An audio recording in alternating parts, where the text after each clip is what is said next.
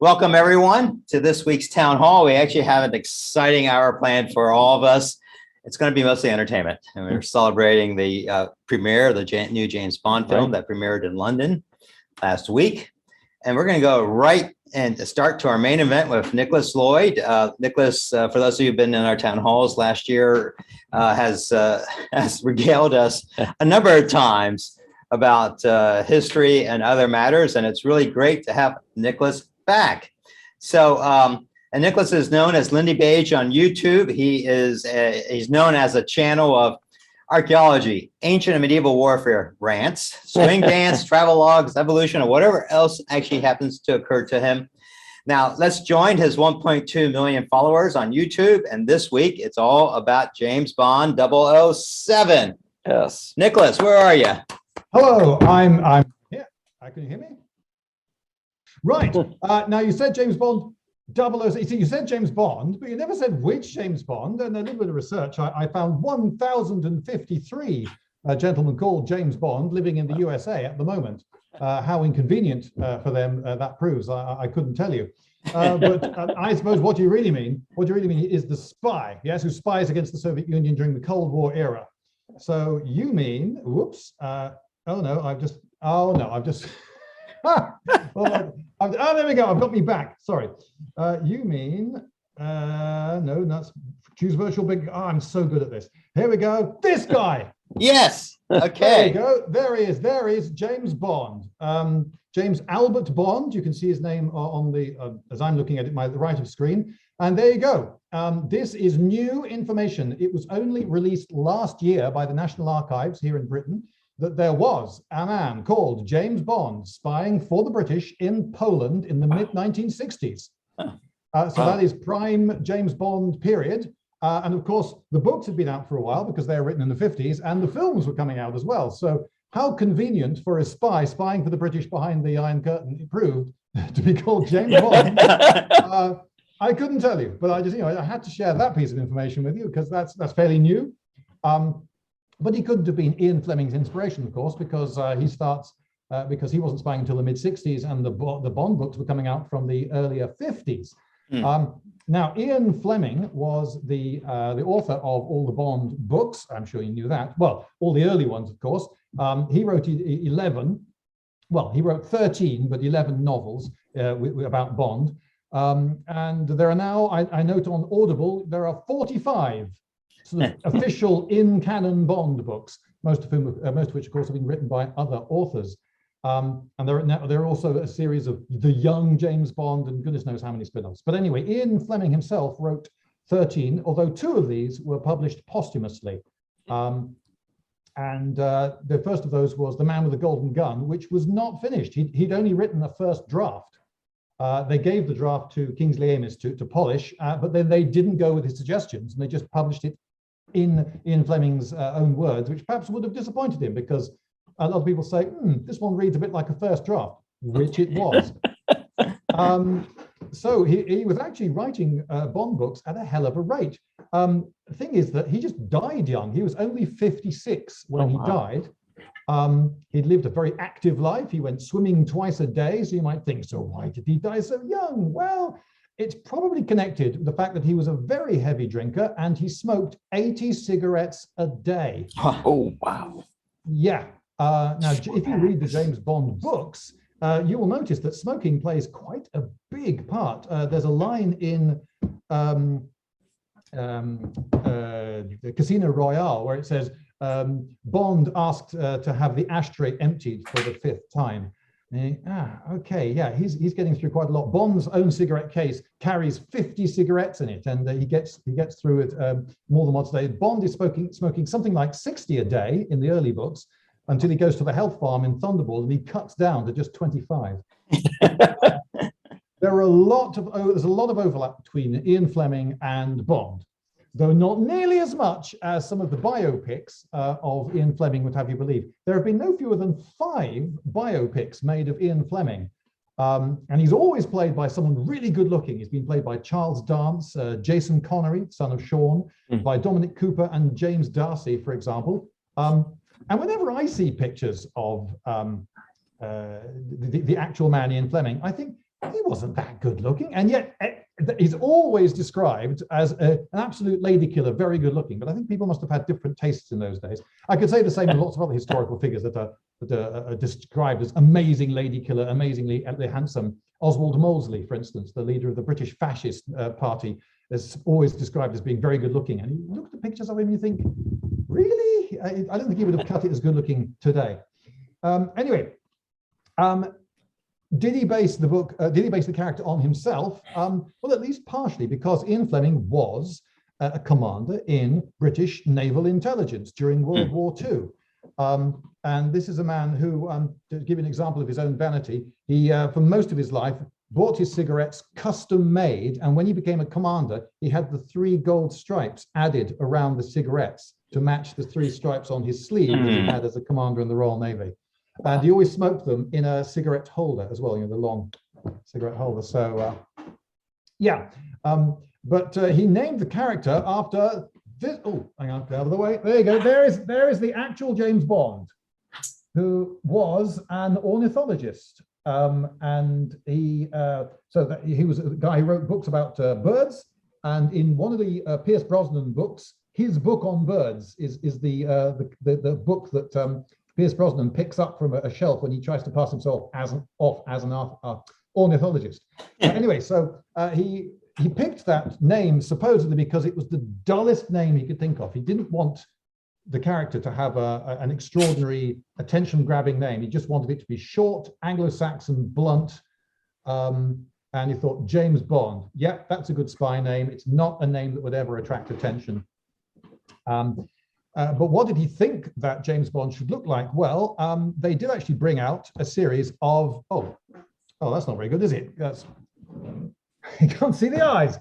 Great, but anyway, you can see the jaw, you can see the cigarette, you get the general gist. The eyes match. You'll notice, by the way, that there is a significant scar on one cheek, which they leave out of the films, but it's in all the books. He has a scarred and his face is often described in the books as cruel.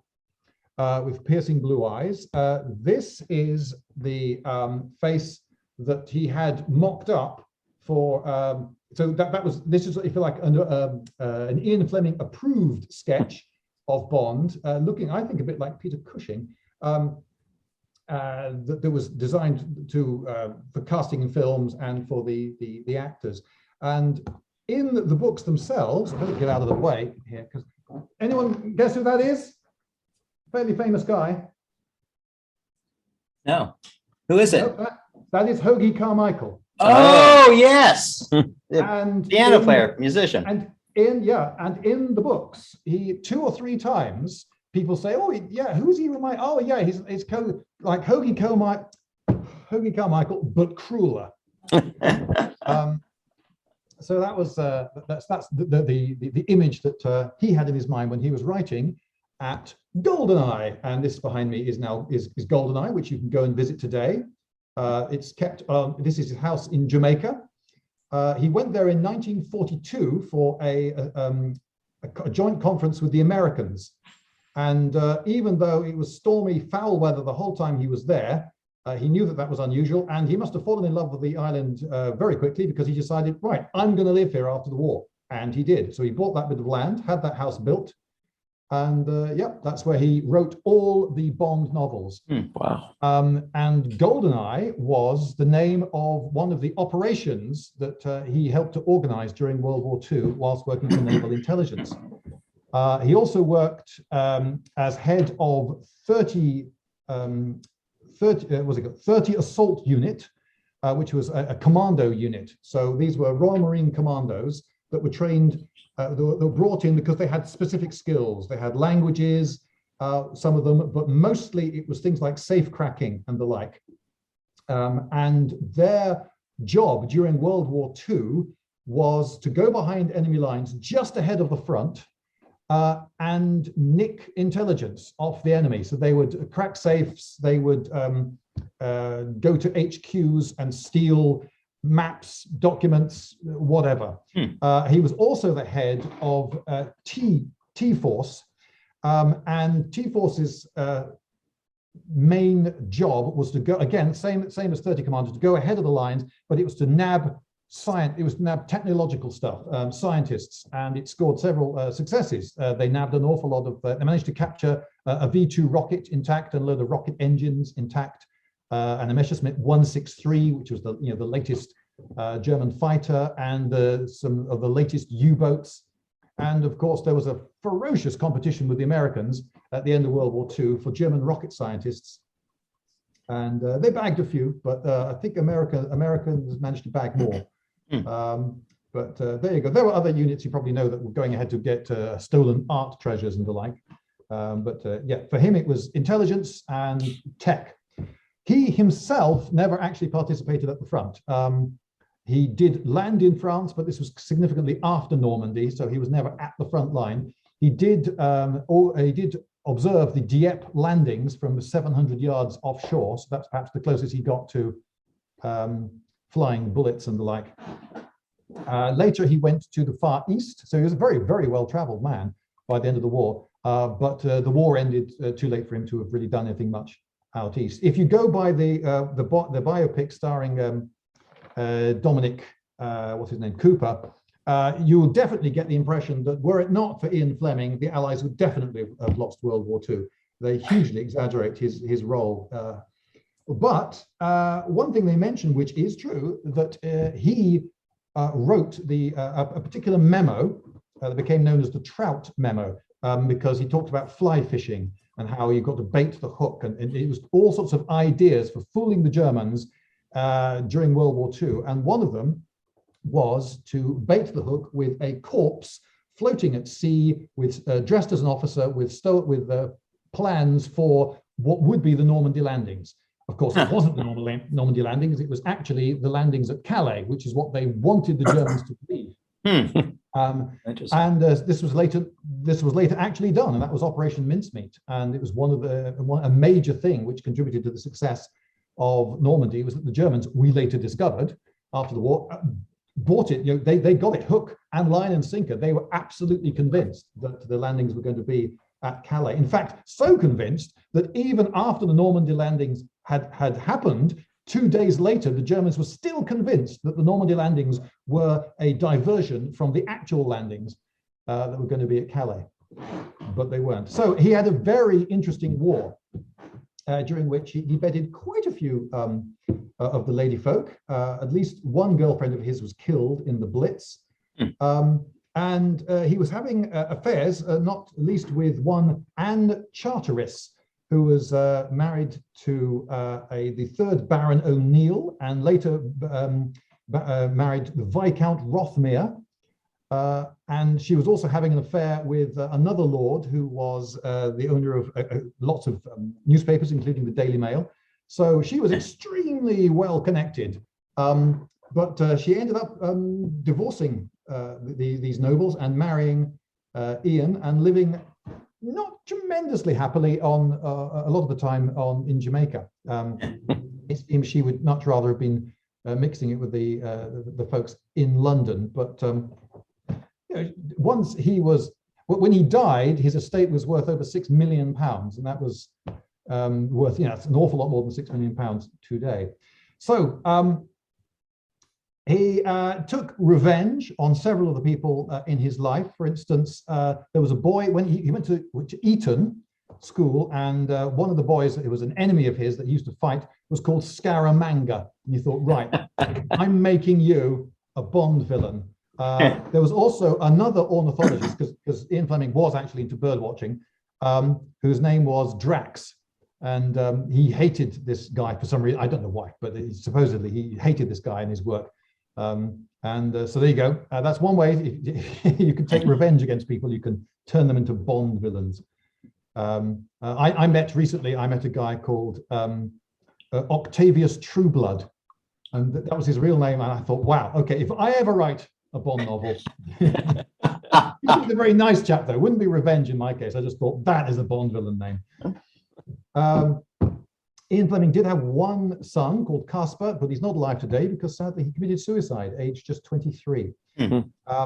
He had a number of brothers, two younger, and particularly an older brother called Peter, who was a bit of a playboy, married one of the biggest film stars in Britain called Celia Johnson, who was the star of Brief Encounter, so you might know That's probably her most famous film, but she's very famous in Britain. I don't know if she was particularly famous outside Britain. And he had a very interesting war as well, doing a lot of secret work and operating behind the lines in Greece and in Norway. And then he went to India and planned a lot of the secret missions for the liberation of Burma. So he was a sort of model for James Bond, not directly, not in terms of his personality. He was apparently just a really nice guy. So James Bond is not nice. And perhaps I shall, because I've done so much research here, I couldn't possibly tell you it all in the time allotted. So I should go across and talk about Dr. No, which was not the first novel. The first novel was Casino Royale, which was used as the first of the reboots with the Daniel Craig era. But Dr. No was the first film out. Actually, it was not meant to be the first film. It was meant to be Thunderball. Thunderball is unusual in that the book Thunderball is actually based on the screenplay that had been written for the film. But there was a legal dispute with the rights. So Broccoli, the producer, decided, I can't wait any longer. Let's just go with one of the other books. We'll do Dr. No. And Dr. No, which came out in 1962, had an amazing impact. It was quite a low budget movie, really. It was only 1.1 million. And 100,000 of that they got right at the last minute because they decided they needed a spectacular ending where Dr. No's base blows up and floods and so forth. So, and there are lots of ways you can spot that it's quite low budget. One, of course, is that there are no stars in it. There was one. The guy who played M was an established actor of his day in Britain, but other than that, it was largely unknowns. Sean Connery had not appeared in any major films. He'd been involved on the British stage and had done a few things on television, but this was, for most people, he was an unknown. And for most people, of course, James Bond was an unknown as well. James Bond, who was that? They hadn't read the novels, just like until the Lord of the Rings films came out. No, not most people had not read Lord of the Rings. When Troy came out, most people had not read the Iliad. Most people had not read these obscure little pulp fiction spy novels. But then when Dr. No hit the screen, most people going to see it didn't really know what it was about. And there are several reasons for that. One, its title, it's called Dr. No. So who's he then? The poster didn't tell you anything about Dr. No. And even when you start seeing the film, Dr. No doesn't appear until the third act. And at the start of the film, oh, we're in Jamaica. Oh, hey, they're actually in Jamaica. And that was odd because back in the day, things were shot in studios. People didn't, when Humphrey Bogart was meant to be, what's the film? Is it Key Largo? What's the country? Anyway, doesn't matter. The point is that they didn't go to locations back in the heyday of Hollywood. They would shoot everything in the back lot of, in the case of Hollywood, it'd be the studio, and in the case of Britain, it'd be Pinewood or Shepperton or somewhere like that. So actually going to the location and shooting it in color, and not many British films in 1962 were being shot in color. So that was all new. But how is this shot on location in color film about something we've never heard of, starring someone we've never heard of, about a guy that we don't understand? And part of the impact was because there was no time for word to get around. And that was why it had such an impact, because it was put on general release. It opened in the center of London, and then 3 days later, it was all over Britain, all at once, on what is today known as general release, which today, of course, that's normal, that's standard. But in 1962, that was not normal. They used to make a very small number of prints, and it would just go from the center of London to a little bit further out of London, to the outskirts of London, then to maybe the big cities like Manchester and so forth. The idea of releasing a film all over the country at once was new. And so people walked into the cinema not knowing who this Bond guy was, or his relationship with Dr. No. And then they'd see this big, mean-looking guy. He's going around killing people. And then you find out that he's a British agent. Do the British authorities not know that there's some rogue agent just going around killing people ruthlessly, like heroes don't do, because it's 1962, and heroes don't do that in 1962. One of the big lines from the movie is, Dr. Smith and Washington, you've had your six. And he shoots him. The guy had fired these bullets from his revolver, And so Bond was sitting there very, very calmly, knowing that the guy had an unloaded weapon, and that his, which was just on the little cane table next to him, where he was playing literally patience, waiting for his target to turn up, and then he just shoots him. And so that was a line that a load of the young folk were quoting at the time. There was 1,000. We would call it a meme today, but there were 1,000 memes going around based on "That's a Smith & Wesson, you've had your six." And so then you find out that, oh, wait a minute, and a lot of, because I've talked to people of the generation who were around at the time in Britain, and they say, oh yeah, it not just for six, it was about halfway through the film I realized, oh, he's the good guy. And the way he's introduced, he's sitting at the baccarat table, and Sylvia Trench is opposite him. There she is, beautiful, with her hair up in a dress, and she says, "You are remarkably lucky, Mr." And he doesn't tell her. He puts a cigarette in his mouth and lights it, and he doesn't reply to the lady until he's good and ready. This is how villains behave, right? And he says, "Bond. James Bond," and the music comes in, down, down, down, down, down, down, down. And you watch it today, is bonkers, because the music doesn't suit that moment at all. You know, normally when the Bond music comes in, it's saying, only in a Bond movie would you get this stunt. So when Pierce Brosnan crashes through the plinth underneath the statue in St. Petersburg, and the statue ends up on the tank, and then he's driving after the baddies with the statue on the tank, that's when ba-dam, only in a Bond movie. But in Doctor No, you get it, the name's Bond, James Bond. And it is weirdly out of place. And yet, of course, it did a very vital function. It's forever fixed in everyone's mind, that piece of music with that character. So it was quite a conscious decision. And it was weird music too. And the title sequence, nobody can see that, oh, all these flashing lights, what's going on? And where are we? And who? And oh, they're projecting words onto a body now. And oh, it's a naked woman. Good Lord, in the title sequence. Oh, it's only an A, and kids are meant to be allowed to see it. And it was an A, which meant in Britain, kids had to be accompanied by an adult. So it was, so it was one of the middling certificates, if you like. Yes, then we open in Jamaica, actually Jamaica, not a studio. And the music as well. You got this down, down, down, but that's not rock. It's an electric guitar, which doesn't belong in film music. Film music is orchestral. We all know that. It's 1962. But it's this guitar, but it's not really rock. So what is it? Of course, pop music, the Beatles haven't really quite got going yet in 1962. And then you get this ba-dam, ba-da, which is sort of bebop jazz, but it's orchestrated bebop jazz. So you could say that it's its own genre of music. And of course, lots of people have run with this. And there have been loads of other artists who have been inspired by Bond music to do their own stuff. And including back in the day, Count Basie produced an album of Bond things. I've been talking for 20 minutes now. How long have I got? Oh, you've got this up. We have as much time as you would like, Nicholas, and I know you've got a dinner engagement this evening, but keep on going.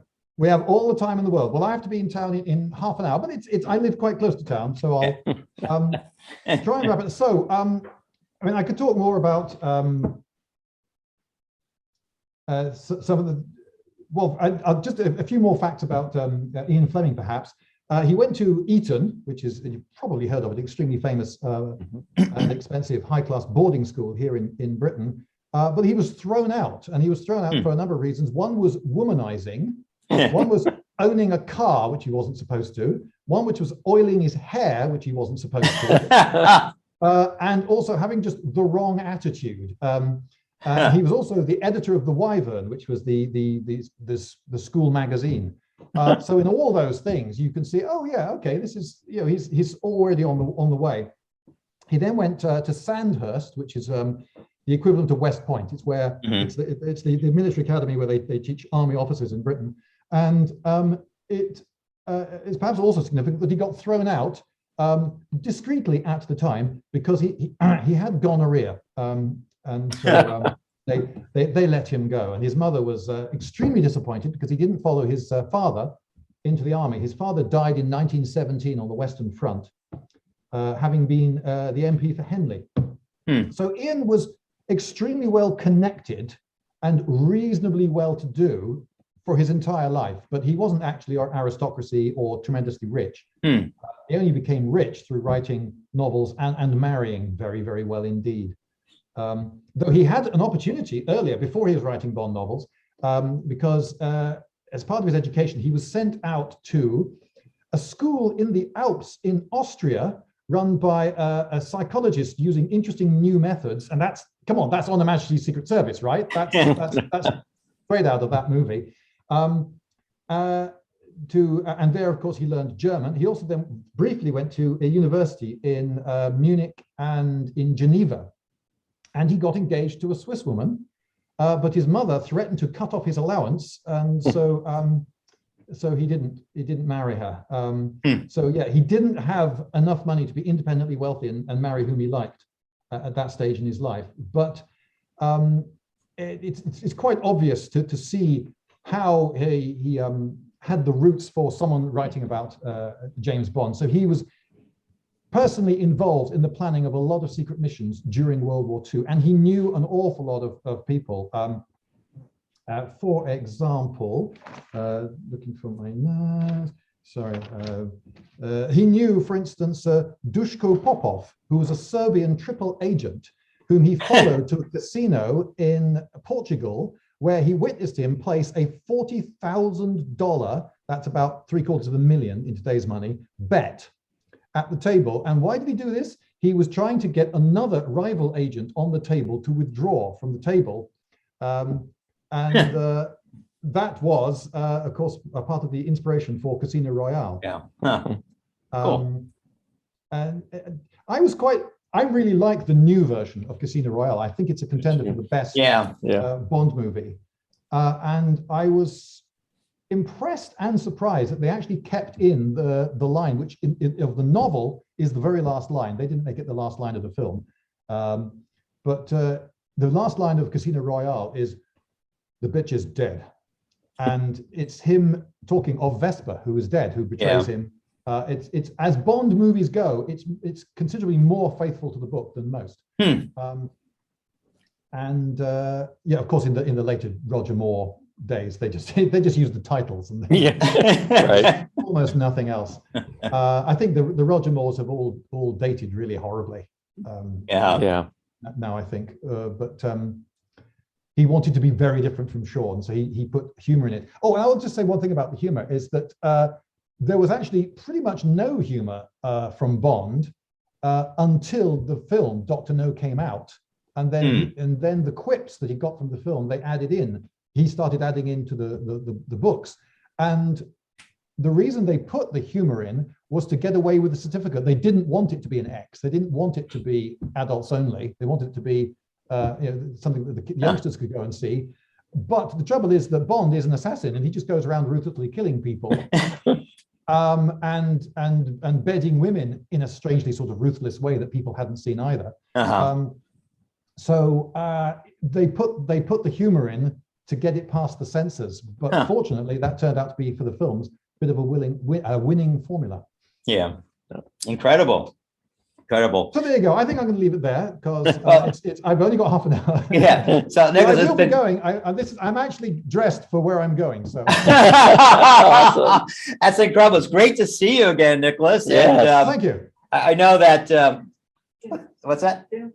Oh, hey, Nicholas, I'm going to be in London next week. If you're open for dinner, love to treat you to dinner. So we can figure that out later. But it is incredible. Learned so much from you on this. It's great to have you back. And I know that we can all agree that the Bond movies are just one of the most quoted, imitated spoof movies of all times, and really responsible for also the creation of new TV series, movie shows like The Avengers, Get Smart, Jason Bourne, Mission Impossible, you name it, right? Yeah. And did you know that Ian Fleming was the guy they got in to create and write the first scripts for The Men from U.N.C.L.E.? No. Oh, that's cool. Yeah. He actually was, part of it. I mean, he wasn't him on his own, but he was one of the writing team on that. And he created, for instance, the character Napoleon Solo and a few other things. But he withdrew because the Bond movies were getting so successful. He thought there might be a legal clash.